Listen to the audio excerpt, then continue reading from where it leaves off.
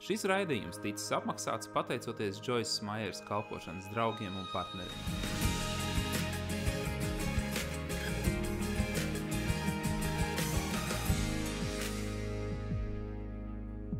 Pirmkārt, Mateja 16. nodaļā Jēzus teica, ko ļaudis saka par cilvēka dēlu, kas viņš esot? Un viņi atbildēja, citi saka Jānis Kristītājs, citi Ēlija, vēl citi Jeremija vai kāds no praviešiem. Viņš uz tiem sacīja, bet ko tad jūs par mani sakāt, kas es esmu? Un, protams, ka Pēters tūlīt atbildēja, jo Pēters bija diezgan agresīvs un viņš bija drosmīga personība. Tas viņam dažkārt sagādāja nepatikšanas, bet viņš vismaz nebija pasīvs, tāds, kas neko nedara. Tad Sīmens Pēters atbildēja un sacīja, tu esi Kristus, dzīvā Dieva dēls. Un Jēzus atbildēja un viņam sacīja, miesa un asinis tev to neatklāja, bet mans tēvs, kas ir debesīs. Un es tev saku, tu esi Pēteris, gabaliņš no klints. Un uz šīs klints, un tā klints patiesībā nebija Pēteris, tā klints, par kuru viņš runā, ir Pētera ticība, kuru viņš demonstrēja. Es gribu celt savu draudzi, un elles vārtiem to nebūs uzvarēt. Es gribu celt savu draudzi, un elles vārtiem to nebūs uzvarēt. Es nezinu, cik daudz jūs esat lasījuši Bībeli, taču, ja jūs gribat, jūs varat pārliekt uz beigām, un jūs uzzināsiet to, ka mēs uzvarēsim. Amen. Un tāpēc mums patiesībā, lai gan mēs gribam izdarīt savu daļu pie tā, lai redzētu, ka lietas Amerikā mainās, un mēs gribam redzēt pēc iespējas vairāk cilvēkus, kas tiek ievesti debesu valstībā, es gribu, lai jūs ieklausaties. Mums nav jāsatraucas par visu, kas notiek mums apkārt. Tev nav jādzīvo bailēs. Un tev nav jāsatraucas. Pirmkārt, tas tev nedos neko labu, tas neko neizmainīs. Un Bībelē ir teikts, mēs esam vairāk nekā iekarotāji. Ko tas nozīmē? Es vēl saprotu, kas ir iekarotājs, bet ko nozīmē būt vairāk nekā iekarotājiem? Tas ir tāds mans skatījums, bet es domāju, ka tas nozīmē to, ka mums ir pietiekami daudz pieredzes ar Dievu, un mēs ticam viņa vārdam. Mēs zinām, ka mums pieder uzvara vēl pirms mēs sastopamies ar problēmu. Es gribu, lai jūs padomājat par to, jo jums dzīvē būs problēmas. Mums šodien bija vairākas problēmas, es par to pastāstīšu nedaudz vēlāk. Ir pavisam nedaudz dienas. Es gribu teikt, vai jūs domājat, ka Vēlns liek mūs mierā tāpēc, ka mēs braukājam pa pasauli darot šīs lietas? Nē, tas būtu pārāk viegli. Un tāpēc mums vienkārši ir jāpieņem lēmums. Mūsu dzīvē būs zināmi izaicinājumi un grūtības, un ne visas vētras ir prognozējamas. Tu nevienmēr vari zināt, kad viņas nāk. Un tāpēc vienkārši pieņem lēmumu, ka neskatoties uz to, kam tu iesi cauri, visi pasakiet, izej cauri. Redziet, bieži vien cilvēki grib runāt par tām lietām, kuri viņi iet cauri. Un tad beidzot es saku, slava Dievam, tu ej tam cauri, tu neesi iestrēdzis kaut kur pa vidu. Es esmu izgājis cauri daudzām lietām, taču mana liecība ir tāda, ka es vēl joprojām esmu šeit, un tā ir laba liecība.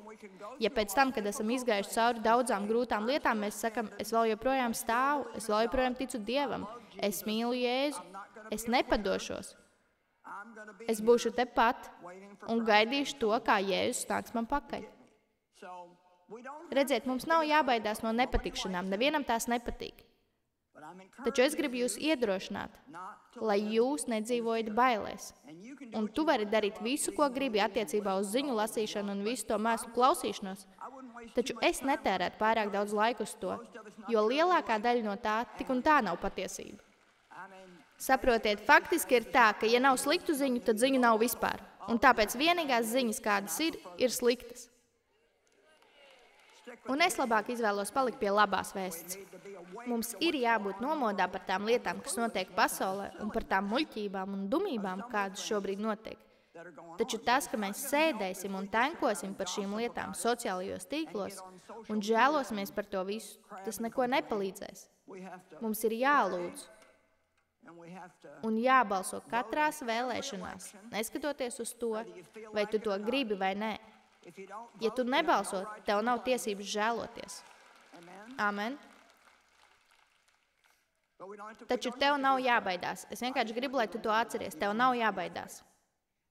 Tad Jēzus turpināja, un viņš sacīja Pēterim. Vējš pāršķīris man lapas. Pēteri, es tev došu debesu valstības atslēgas. Atslēgas ir tās, ar kurām var atslēgt un aizslēgt, vai ne tā? Es tev došu debesu valstības atslēgas un visu, ko tu saistīsi, pasludinās par nepareizu un nelikumīgu virs zemes. Tam jau iepriekš jābūt saistītam arī debesīs. Tas ir paplašinātais tulkojums, man patīk daudz labāk par, un ko tu siesi virs zemes, tas būs siets arī debesīs. Ziniet, mēs neizrīkojam debesis, taču kā Dieva bērniem mums ir dota autoritāte strādāt kopā ar Dievu, nonest debesis šeit uz zemes. Un tā viņš teica, ka jūs varat saistīt un atraisīt saskaņā ar to, kas notiek debesīs. Es daudzus gadus apmeklēju draudzi pirms es vispār aptvēru, ka velns ir reāls. Es gribu teikt, protams, ka es kaut ko nedaudz dzirdēju par viņu draudzē, taču es nekad īsti nesapratu, ka viņš ir reāls ienaidnieks. Īsts, patiesas ienaidnieks. Un bieži vien mēs pie problēmām vainojam kādu citu vai kaut ko citu, lai gan patiesībā aiz tā visa stāv velns. Viņš stāvēs katrs no tām lietām. Kad Pēters paņēma Jēzu malā un apsauca viņu, kas bija, es nespēju iedomāties, kā var būt tik dumšs, taču laikam mēs tādi esam. Jēzus centās viņam pateikt, ka viņam bija pienācis laiks doties uz Jeruzalemi un to, ka viņam bija jāmirst. Un viņš runāja ļoti nopietni. Un Pēters paņem viņu malā un saka, lai Dievs pasargā, kungs, ka tev tas nenotiek. Un momentāli Jēzus teica, atkāpies no manis, Sātan. Tu man esi par apgrēcību, klupšanas akmens, un tu stāv man ceļā. Un viņš to pat neapdomāja, viņš uz to netērēja laiku. Jāsaprot tas, ka viņš nesauc Pēteri par velnu, bet viņš apzinājās to, ka tas ir velns, kas darbojas caur Pēteri. Un tas, kas tev ir jāsaprot, ir tas, ka pat tie cilvēki, kas tik tiešām tevi mīl, bieži vien neapzināti ļaus velnam darboties caur viņiem, mēģinot tevi izsist no pārliecības. Vai arī centīsies tevi atturēt no tā, lai tu darītu to, ko tici, ka Dievs tevi aicina darīt. Kad Dievs ar mani runāja par to, lai es sludinātu viņa vārdu, ziniet, cilvēki vienmēr grib zināt, kā tu zini, ka tas bija Dievs. Nu, ziniet, manā gadījumā es zināju. Ziniet, es nedzirdēju skaļu balsi, bet ja Dievs jūs uz kaut ko aicina, tad viņš jums dod patiesi dedzīgu vēlmi to darīt. Un jūs vienkārši nevarat to nedarīt. Jums tas vienkārši ir jādara, jūs nevarat to ignorēt. Un, protams, tas bija jau sen atpakaļ, taču saprotiet, tik daudzi cilvēki, kas mani mīlēja, mēģināja mani izsist no pārliecības. Viņi man mēģināja iestāstīt, ka es nevarēšu to darīt, jo es esmu sieviete, un teica, ka es neesmu dzirdējusi Dievu, jo es esmu sieviete, un sievietes to nedara. Un tā vienu dienu es pateicu Dievam, es nevaru to darīt, es esmu sieviete. Un viņš man atgādināja, ka viņš zināja man dzimumu, pirms viņš man aicināja.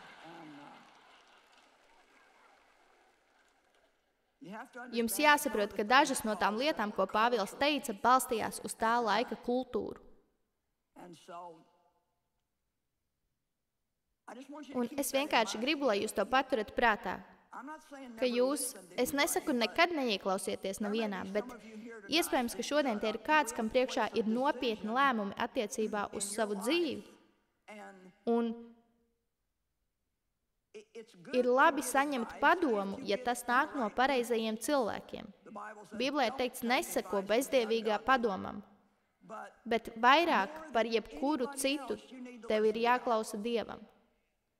Un lai ko arī kāds tev pravietotu vai sludinātu vai ieteiktu, tev tas jāceļ Dieva priekšā un jāsaka, vai tas ir pareizi, vai tas tiešām ir tas, ko tu gribi, lai es daru.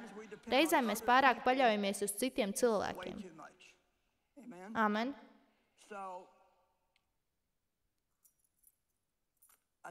Es teicu Deivam, ka man nākamajās 3 nodarbībās ir sagatavots 21 punkts, un viņš smējās. Viņš smējās tik skaļi, viņš teica, jā, tajā vēstī būs apmēram 2 punkti, jo man vienmēr ir visi šie punkti, un es nekad netieku tiem visiem cauri. Pirmais punkts tam, kā uzvarēt vēlmu. Es ticu, ka ir palikt mierpilnam vētras laikā. Es nezinu, vai mēs aptveram to, cik ļoti svarīgi tas ir. Un pirmkārt, ļaujiet es pateikšu to, ka mēs esam cilvēki, un ir tikai dabīgi, ka mirklī, kad nāk problēmas, it sevišķi tad, ja tu to negaidi, tas ir dabīgi, ka pirmais, kas notiek, ir tas, ka tas tevi satrauc. Tas notiek ar mani, tas notiek ar jums. Ar Deivu tas notiek reti, taču Deivs ir citā lauciņā nekā mēs visi pārējie, viņš ir citā līmenī. Vienīgās lietas, kas viņu kādreiz var satraukt, ir valdība un golfs. Saprotiet, tam ir liels sakars ar cilvēka personību. Deivs pēc savas dabas ir mierīgs un lēnprātīgs. Bet es esmu vairāk, saprotiet, es visu sakārtošu. Tātad, kad jūs jūtat, kad sākat satraukties, cik daudz no jums spēj sajust, ka sākat satraukties? Labi. Jūs nevarat vienkārši stāvēt vai sēdēt un neko nedarīt. Jums ir jāaptver, ka tas ir velns un jums jāstājas viņam pretī. Un es sāku runāt pati ar sevi, ja nomanu, ka sāku šādi justies. Es sāku runāt pati ar sevi, es to saucu par sevis aizrunāšanu prom no kraujas. Un es gribu arī tevi iedrošināt rīkoties šādā veidā. Es saku sev tādas lietas kā Joyce. Tev pagātnē ir bijušas daudzas dažādas problēmas, un paskaties, tu vēl joprojām esi šeit. Dievs ir parūpējies par katru no tām.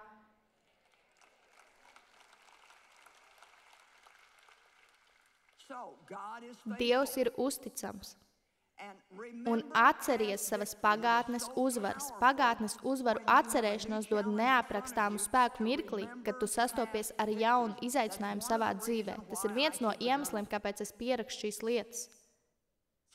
Un ja man dzīvē ir viena no šīm smagajām situācijām, kurām es eju cauri, es varu atskatīties uz dažām no savām pagātnes uzvarām, kas man bijušas. Šķiet, tas bija apmēram pirms 37 gadiem, kad man konstatēja krūts vēzi, un man nācās noņemt daļu no krūts. Un ziniet, katru reizi, kad mēs dzirdam vārdu vēzis, tas ir ļoti biedējoši. Un pat tad, kad tu tiec pasludināts par veselu, vēl joprojām tas ir savā ziņā izaicinājums, nesatraukties par to, ka kādu dienu tas varētu atgriezties. Bet šeit es esmu šodien, pēc 37 mamogrāfijām. Un man nekad nav bijusi neviena, kas būtu slikta. Bija viena reize, kad viņiem likās, ka viņi kaut ko redz. Un tāpēc viņi gribēja izdarīt papildus pārbaudas. Viņi pārbaudīja visu ķermeni. Un viņi man pateica kaut ko ļoti interesantu. Tas cilvēks, kas veica pārbaudi, man teica, izskatās, tev kaut kad ir bijuši kaut kādi vēžveidīgi veidojumi uz mugurkaula, taču tie ir paši no sevis sadzijuši. Un es pie sevis nodomāju, es gan nedomāju, ka tie ir paši no sevis sadzijuši, jo mēs zinām, kas ir Dievs. Amen. Mums bija kāda sieviete, kas pie mums nostrādāja 37 gadus, un viņa bija viena no vienkārši nebija iespējams atrast kādu jaukāku un pozitīvāku cilvēku par viņu. Un viņa nesen nomira no vēža. Visi lūdza par viņas dziedināšanu, visi lūdza, lai viņa atlapst. Taču tas tā nenotika. Taču Dievs vienmēr visu vērsīs par labu, ja vien mēs viņam to ļausim. Un, kad pienāks mūsu laiks aiziet, mēs aiziesim. Un baidīšanās no tā, tas neko neuzlabos. Un priekš tiem no mums, kas ticam debesīm, nav brīnums, ka Pāvils teica, dzīvot ir Kristus, bet mirt ir ieguvums. Tāpēc vienkārši nesatrauksimies par visu. Izbaudi katru dienu, kas tev ir, un padari velnu traku. Neviens nezin, kas notiks rīt, tāpēc labāk izbaudīsim šodienu, jo tas ir viss, kas mums patiesi ir. Amen.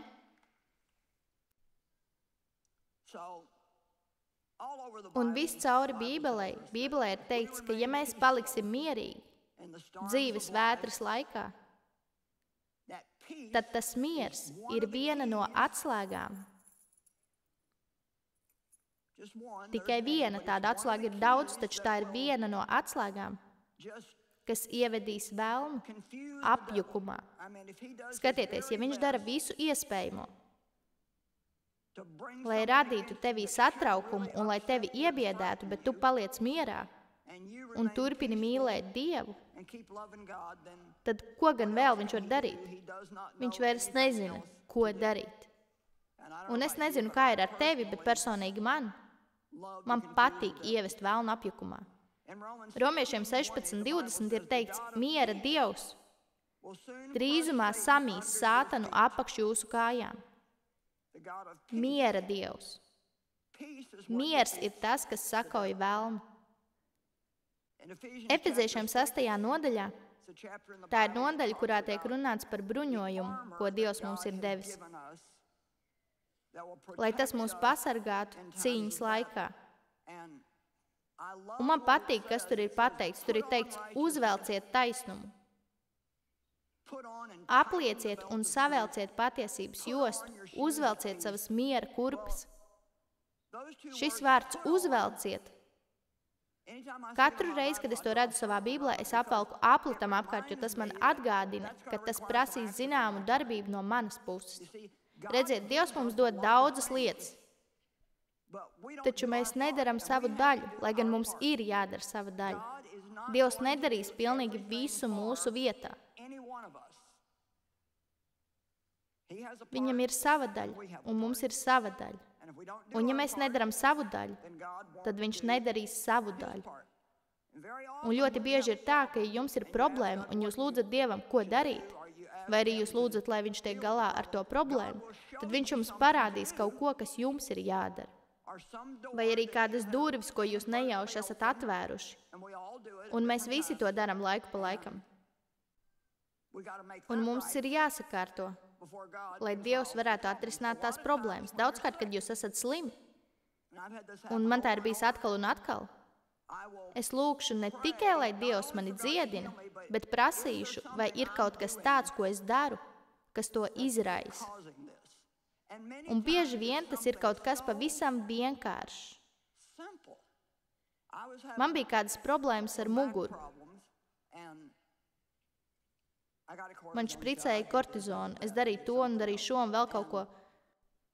Un es uzzināju, ka patiesībā tas bija. Es to uzzināju, jo Dievs man parādīja, ka mans, kā sauc to muskuli? Ne mans augšstilps, šeit aizmugurē. Pacels cīpsli. Mani augšstilbi ir šeit, dārgais.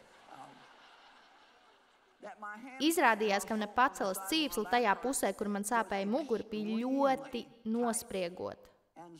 Un tā, es iegāju internetā, atradu dažus staipīšanās vingrinājumus, es tos regulāri izmantoju, un tas man ļoti palīdzēja. Deivam vienu reizi bija tas, ko viņš sauc par lampu drudzi. Es nezinu, kas tas tāds ir, taču viņš to sauca par lampu drudzi, un tā tas arī bija. Viņš kļuva nervos, un viņu iekšēji purināja. Un, kad viņš par to lūdza, Dievs viņam parādīja, ka viņš dzer pārāk daudz kofeīna. Ziniet, bieži vien mēs skrienam pie ārsta un saņemam zāles pret to un zāles pret šo un vēl pret sazin ko, bet problēma tā arī nepazūd, jo mēs nekad nepārtraucam darīt to, kas patiesībā izraisa šo problēmu. Penijai, Maika Šeparda sievai, kas sēž šeit pirmajā rindā, gadiem bija migrēnas, kas viņu novārdzināja. Viņa dzēra zāles, darīja visu, ko varēja izdarīt. Tev tās bija cik bieži? Gandrīz visu laiku. Jā, viņai galvas sāpēja gandrīz vai katru dienu, un tad tās migrēnas viņu burtiski paralizēja. Izrādījās, Dievs viņai atklāja to, ka pie vainas ir mākslīgais saldinātais, kur viņi lietoja ļoti daudz. Cik daudz tu to liki uz tasīt? 2. Taču es gribu viņiem pastāstīt, cik tu liki. Es par sevi stāstu visu. 5 iepakojumus uz lielo krūzu kafijas. Viņi dzēra ledus tēju, viņi dzēra kafiju. 5. Es nezinu, kā gan kāds varētu to panest. Bet jūs saprotat, ko es saku? Jūs nevarat dusmoties tikai tāpēc, ka velns jums brūk virsū. Jums ir jābūt gataviem izskatīt variantu, ka varbūt jūs paši darat kaut ko, varbūt neapzināti, bet iespējams, ka jūs darāt kaut ko tādu, kas rada šo problēmu, un jums būs jāpārtrauc to darīt. Piemēram, ūdens dzeršana. Vai jūs zinājat, ka viena no lietām, kas zog jūsu enerģiju, un daudz cilvēku to nemaz nezina, ja tu esi dehidratizēts tikai vismazākajā pakāpē, tas padarīs tevi nogurušu. Un lūk, ko es jums pateikšu, lielākā daļa cilvēku nedzer pietiekami daudz ūdens. Es neesmu šeit atnākusi, lai mācītu par veselību, taču es gribu, lai jūs saprastu, ka ne visas lietas ir saistītas ar kādu dziļu, garīgu noslēpumu. Bieži vien tas ir kaut kas praktisks, kas mums jāsāk darīt, vai arī kaut kas, kas mums ir jāpārtrauc darīt. Un tā, uzvelciet savas miera kurpes, tas nozīmē dzīvot mierā. Paliec mierā. Marka 4:35 līdz 5. nodaļai un 1. pantam man patīk šie panti. Es klausījos, tajā laikā tas bija kasetes ieraksts ar sludināšanu, pirmais, ko es jebkad klausījos, un tur runāja par šīm rakstvietām. Un tas ir stāsts par to, kā Jēzus iekāpa laivā kopā ar mācekļiem, un viņš teica, visi paskiet, viņš teica. Redziet, kad viņš kaut ko saka, tad tas ir pa īstam, un ja viņš kaut ko saka, tad tas notiks. Viņš teica, pārcelsimies uz otru malu. Labi, tātad viņam bija virziens. Mēs dodamies uz otru krastu. Bet pa ceļam viņiem gadījās vētra. Milzīga vētra. Vai kādam no jums ir gadījies, ka Dievs jums kaut ko saka, kaut kas brīnišķīgs notiks tas un notiks šitas, un es tevi lietošu šajā situācijā, es darīšu šo un darīšu to, un tad izskatās, ka apstākļi ir pilnīgi pretstatā tam, ko Dievs ir teicis. Vai kādam ir tāda pieredze? Dažiem no jums, nu labi. Un tā viņi nobijās no vētras. Bet Jēzus gulēja. Viņš izbaudīja miegu. Viņš nemazākajā pakāpē nebaidījās. Un tā mācekļi viņu pamodināja. Viņš piecēlās un apturēja vētru. Viņš apsauc vētru, bet viņš mīlestībā apsauc arī viņus. Un viņš teica, kāpēc jums ir tik maz ticības? Es domāju, es to lasīju kādā dienā, un es domāju, ka es tam piekrītu. Es lasīju, ka neticība ir vislielākais grēks, kādu mēs pieļaujam. Dievs vienkārši grib, lai mēs ticam viņam. Viņš vienkārši grib, lai mēs uzticamies tam, ko viņš saka savā vārdā. Un lai mēs ticam, ka ja viņš ir ko teicis, tad viņš to arī izdarīs. Neatkarīgi no tā, cik ilgi tas prasīs, un neskatoties to, kāds izskatās kaut kur pa vidu, viņš to izdarīs. Visam ir sākums, vidusdaļa un beigas. Un sākums var būt aizraujošs, beigas vienmēr ir aizraujošs, taču vidus nav tik jautrs. Un tā viņi bija vētras vidū, ezera vidū. Taču uzminiet, kas ir teikts 5. nodaļas 1. pantā, un tie nonāca otrā pusē. Tas ir ļoti labs piemērs. Viņš teica, pārcelsimies uz otru malu. Pirms viņi tika līdz otram krastam, izcēlās milzīga vētra. Neesi pārsteigts, ja tev ir sapnis vai redzējums no Dieva, lai kaut ko darītu, un velns stājas tev ceļā. Kāpēc, lai tas tevi pārsteigtu? Vai tu domā, ka tikai tāpēc, ka tu kaut ko gribi darīt priekš Dieva, vai arī tu gribi sakārtot savu dzīvi, velns izritinās sarkano paklāju un palīdzēs tev to izdarīt? Viņš to nedarīs. Dažas no tām lietām, kas ar mums notiek tad, kad mēs rīkojam šīs konferences, ir tik muļķīgas, ka mēs esam nonākuši līdz punktam, kurā mēs vienkārši pasmējamies par to. Tas ir muļķīgi. Agrāk es dusmojos un satraucos. Satraukties un rūpēties ir kā sēdēt šūpuļkrēslā. Tu visu dienu esi kustībā, tas notur tevi darbībā, taču tas tevi nekur nenoved. Amen. Piemēram, šodien. Paskatīsimies to, kas notika šodien. Nu labi, mēs atbraucām uz šejien, skaista pilsēta, atradām jauku restorānu, ārā ir labs laiks, apsēdāmies ārā. Taču man nepatika neviens ēdiens, ko pasūtīja. Beigās pasūtīju 2 ēdienus. Viens bija pārāk sāļš priekš manis, tāpēc kāds to paņēma uz mājām, lai vēlāk apēstu. Tāpēc es pasūtīju kaut ko citu. Arī tas man nepatika. Redziet, man patiešām patīk labi paēst, pirms es sāku visu šo, bet nu labi, es to nedabūju. Tad vēl Džindžera, kas parasti ir šajās konferencēs, lai man palīdzētu.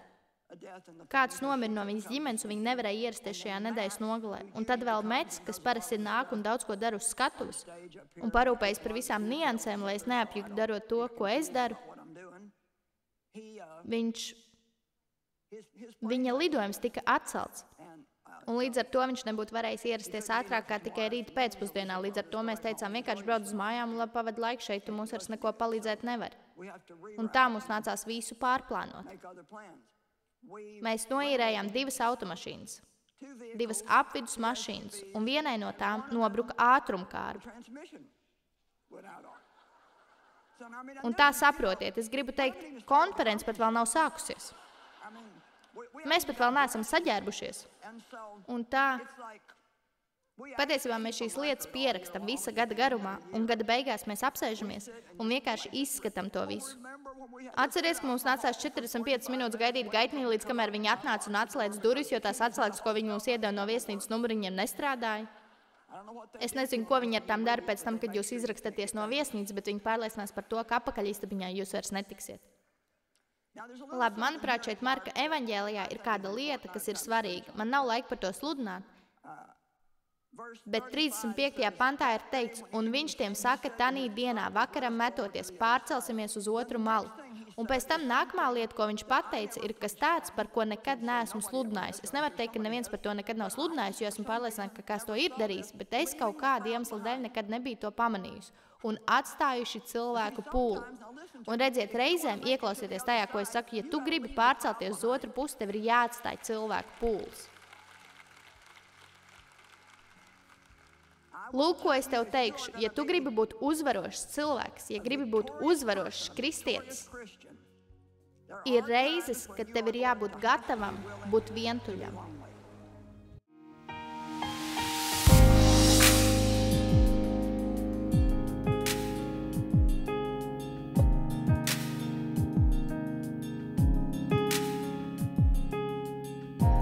Šis raidījums ticis apmaksāts pateicoties Joyces Maieres kalpošanas draugiem un partneriem.